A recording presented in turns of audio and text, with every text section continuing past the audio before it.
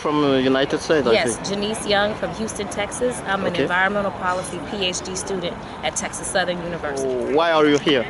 I am here to advocate for frontline communities in Houston, Texas, impacted most by climate change. Global advocates for young Black lives.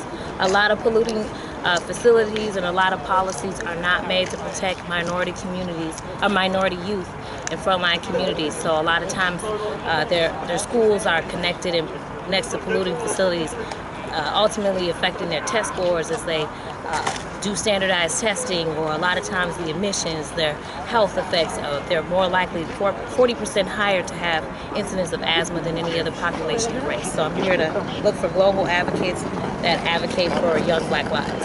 Black Lives Matter? Yes. Is it something you want to say about?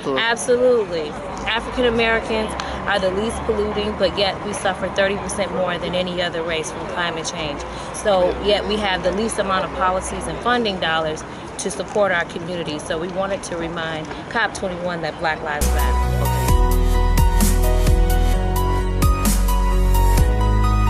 Je m'appelle Marie-Louise Casademont, je suis consultante énergie, environnement, développement durable et je fais du conseil en gouvernance climat. Et ma profonde conviction, c'est justement, je travaille plutôt avec l'Afrique, j'ai commencé par le Maroc, et ma profonde conviction, c'est qu'effectivement, il faut aller de l'avant dans l'établissement de plans climat en Afrique. On sait que l'Afrique souffre beaucoup des dérèglements climatiques.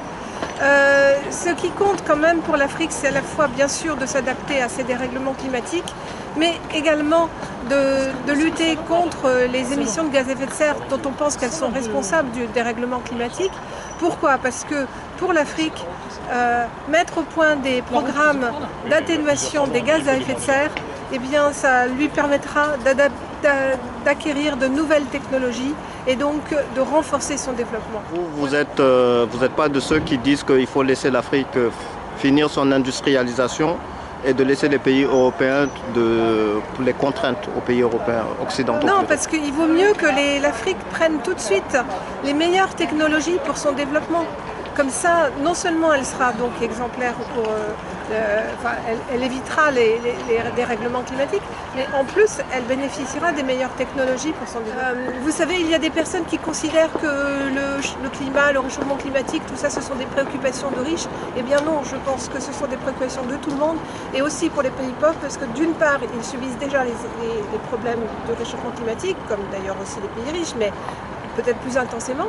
Et puis d'autre part, eh bien, eux, ils ont besoin justement de s'adapter, de renforcer donc leur politique d'adaptation au changement climatique.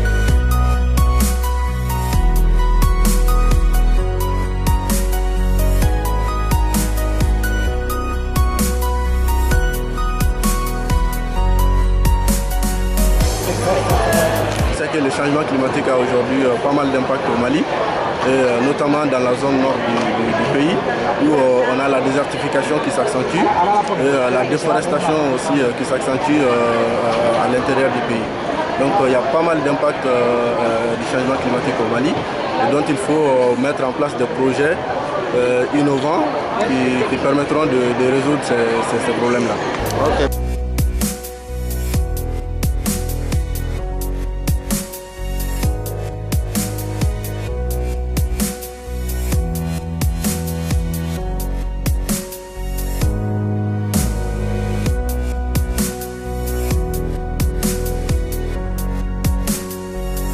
D'accord, donc en pédalant, ça charge directement cette batterie-là qui transforme l'électricité et qui l'envoie directement sur l'appareil. Vous allez voir comment ça va augmenter les volts au fur et à mesure qu'il pédale.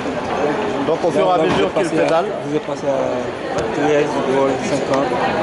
Vous voyez, là ça monte. Vous allez passer à 14. Voilà. D'accord. Et à 15, vous pouvez arrêter parce que ça,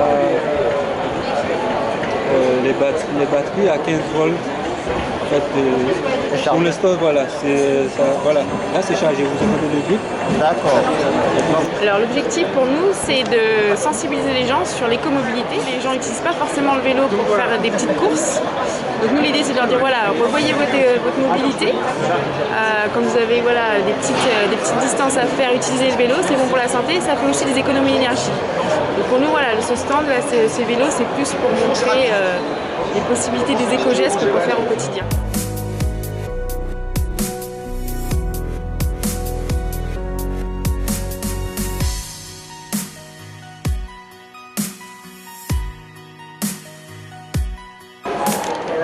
Bonjour, Marcellus Bulin, Société L'Eau de l'Air. Donc nous sommes présents à la COP21 en partenariat avec Cargeo et Environnement pour débattre de la problématique qu'eux rencontrent sur le Cameroun pour tout ce qui est eau par rapport à la population locale et également énergie renouvelable. Nous vendons des solutions qui produisent de l'eau à partir de l'humidité de l'air. Ça répond effectivement à leurs problématiques parce que sur place, bien évidemment, ils ont de l'eau, mais l'eau n'est pas forcément potable. À travers nos machines, nous avons juste besoin de l'énergie pour pouvoir avoir de l'eau potable et n'importe où localement. Alors ce que j'entends par là, effectivement, nos solutions vont capter l'humidité qu'il y a dans l'air et aussi les molécules d'eau, les rendre solides, puis les refroidir et ensuite, à travers différents filtres, rendre l'eau potable. Est-ce que pour vous, cette COP21 va vraiment changer la vie des Africains? Est-ce que ça va vraiment servir à l'Afrique? Alors actuellement, je pense que ça va dans le bon sens, car beaucoup de personnes en parlent justement et ça permet aussi à d'autres individus qui n'avaient pas accès jusqu'alors de se déplacer dans d'autres pays, de venir ici parce que la communauté africaine est très présente en France. Donc ça va permettre justement à beaucoup de personnes de venir voir le sujet en lui-même, de se renseigner et de tirer parti de ce qui peut être intéressant pour son pays, car beaucoup de pays sont représentés.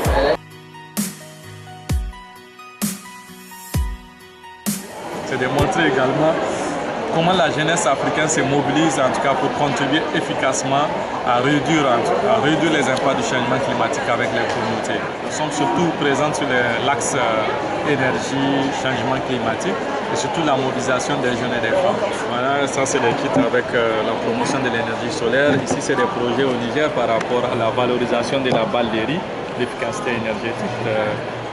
Nous proposons vraiment des solutions parce qu'on n'est pas là que pour venir demander, mais aussi proposer qu'il y a des solutions existent, même si c'est à l'échelle locale, mais qu'on peut les étendre voire à l'échelle nationale ou internationale. Lorsqu'on parle de la présence de l'Afrique ici, à la COP21, on dit qu'ils sont là pour venir chercher le monde. Au-delà de ça, est-ce que pour vous, cette COP21 aura un impact vraiment concret? Est-ce que ça va changer la vie des Africains? Est-ce que c'est utile ou c'est juste une conférence parmi tant d'autres? Je pense que nous fondons l'espoir que cette conférence de Paris va aboutir à quelque chose, en tout cas un accord, comme on le dit, universel, contraignant, applicable à tous les pays, et surtout que le continent africain pourra en tout cas bénéficier parce que l'Afrique n'a rien fait, comme on le dit, pour mériter les effets du changement climatique. Ce n'est pas de l'assistanat, le fait que les Africains demandent qu'il y ait réparation, c'est différent de l'assistanat. C'est notre droit de demander qu'il y ait réparation par ce qui a été causé. C'est notre droit aussi de demander des financements pour faire face au changement climatique. Donc je pense que le message a été bien perçu.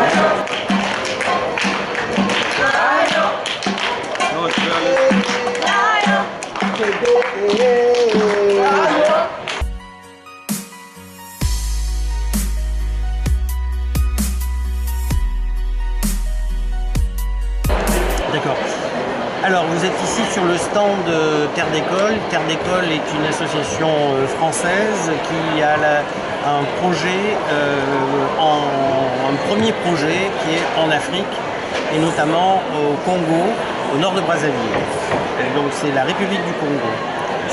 Le Terre d'École est un projet qui allie une éducation classique, académique, basée sur le programme de l'éducation nationale du pays et parallèlement une éducation où les enfants devront cultiver des plantes, non à partir d'un modèle occidental, mais à partir d'un modèle local, issu des racines ancestrales, c'est-à-dire qu'ils vont choisir des plantes qu'ils vont cultiver en demandant à leurs parents et à leurs grands-parents comment cultiver ces plantes ou comment ils les cultivaient pour pouvoir garder ce lien entre les générations. L'établissement est un établissement qui accueillera 600 élèves, du CP à la terminale, tous internes, et c'est un projet où les enfants devront globalement suivre 3 cycles en matière de développement durable, un cycle de découverte au niveau élémentaire, un cycle où ils apprendront des bases un peu plus scientifiques de la biologie végétale, et puis enfin un dernier cycle au lycée de projet où les enfants devront identifier une plante qui est nécessaire localement et ils vont déterminer les conditions de développement de cette plante pour pouvoir transmettre aux agriculteurs locaux comment cultiver cette plante-là. Il y a des sommes qui seront versées à l'Afrique sur les prochaines années et des engagements financiers sur l'Afrique. Donc je pense que c'est déjà une prise de conscience et une réussite. Maintenant, vous dire si ça aura un impact pour le continent africain, je pense que tout aura un impact. Déjà, la prise de conscience, c'est un vrai impact, mais au-delà, ça ne nous appartient pas de pouvoir en décider ou de pouvoir émettre le moindre avis. Ce que nous savons, c'est que à un moment où l'Afrique va connaître une croissance économique et une croissance démographique sans précédent, nous pensons qu'il est important, il est même essentiel, qu'il n'y ait pas une rupture de lien générationnel et que toutes les connaissances que les parents cumulent à travers les générations ne se perdent pas. Donc il est important que dans ce développement économique, l'Afrique ne perde pas ses racines. C'est d'ailleurs la signature de notre programme, les racines de notre savoir pour un avenir durable.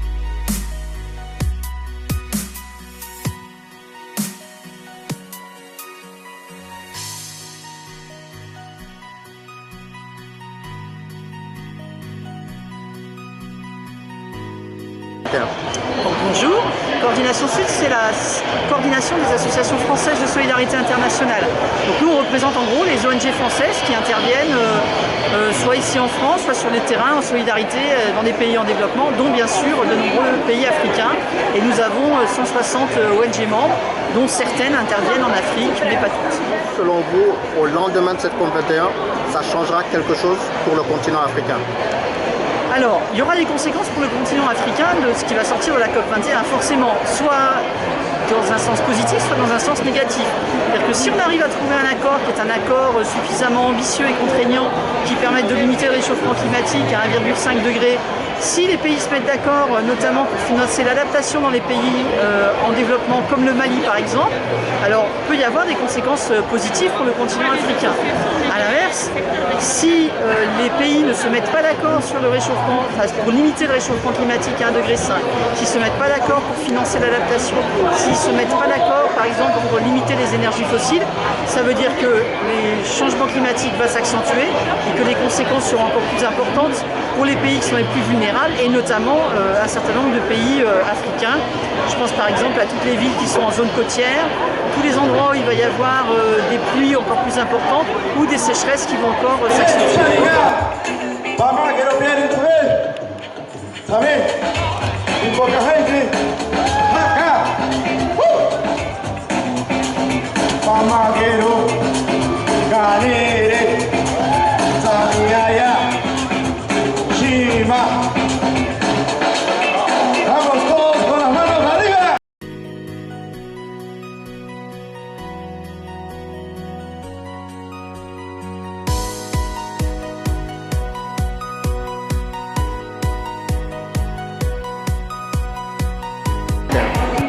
Alors l'IRD, c'est l'Institut de recherche pour le développement, donc on est un organisme de recherche public français.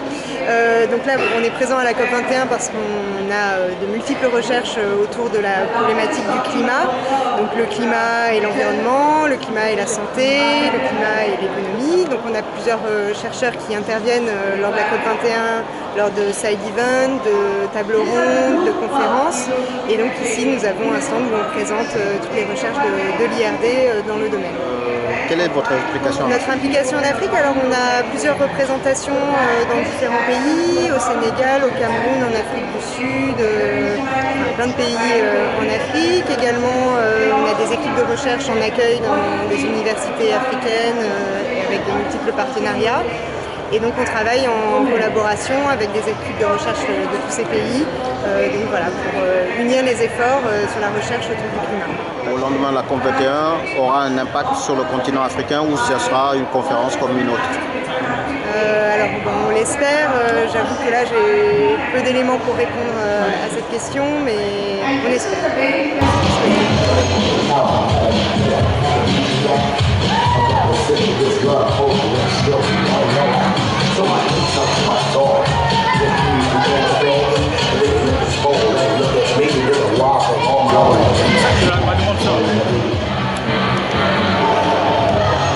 Et apparemment juste pédaler permet d'avoir du jus. Vous pouvez expliquer? En fait, en pédalant sur les vélos, on va récupérer votre énergie, la mettre dans des batteries qui va permettre d'alimenter les machines que vous voyez ici, qui permet de produire après un jus de fruits avec des pommes, de la betterave et de la carotte.